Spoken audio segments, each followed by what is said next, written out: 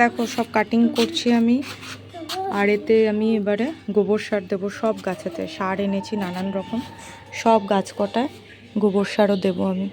এটা খুব ভালো কথা বলেছে যে দেখো ঠিক যেন আমাদের যেরকম সেলুনে গিয়ে চুল কাটা হয়, রেন লিলিকেও কাটা হলো, তাই না? রেন লিলির চুল কাটা হলো। হ্যাঁ, কারণ রেন লিলির তো চুল কাটতেই হবে, তোমাকেও যেরকম চুল কেটে ছোট করা হয় তারপরে আবার চুল বড় হয়, সেই জন্য রেন লিলিরও চুল কেটে আমি ছোট করলাম। আর কাটছি কিন্তু আমি এই ইনস্ট্রুমেন্টটা দিয়ে, জানো তো, খুব ভালো, এটা দিয়ে কাটা খুব ভালো যায়, তো তোমরাও ট্রাই করতে পারো। ভীষণ ইজি এটা দিয়ে করা। আমি জাস্ট একটা কেটে দেখাচ্ছি, এই রকমভাবে টাক করে কেটে দিতে পারো তোমরা এইটা দিয়ে, টাক করে, এই দেখো টাক করে কেটে দিলে। আর দেখছো এই গাছটায় লঙ্কা হয়েছে, যেটা সব থেকে ইম্পর্টেন্ট, তোমাদেরকে আমি দেখাই। এই দেখো, এই দেখো, দেখতে পাচ্ছ? ফোকাসটা করি, দাঁড়াও।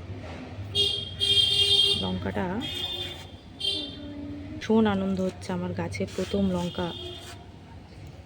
এই দেখো এইখানটাতেও, এইটাতেও হয়েছে, দেখো, দেখো এই যে লঙ্কা, দেখলে? দেখো লঙ্কা হয়েছে, আর এইখানটাতে নিচেও হয়েছে, এই দেখো।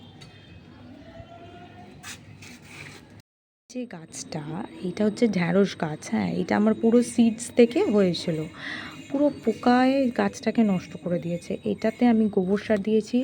আর এখন অবশ্যই অবশ্যই অবশ্যই আমি এখানে নিম কেক দেব। এই যে,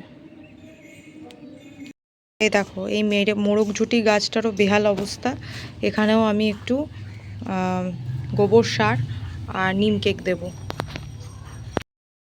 এই দেখো কি সুন্দর জবা ফুল হয়েছে আমার জবা গাছে।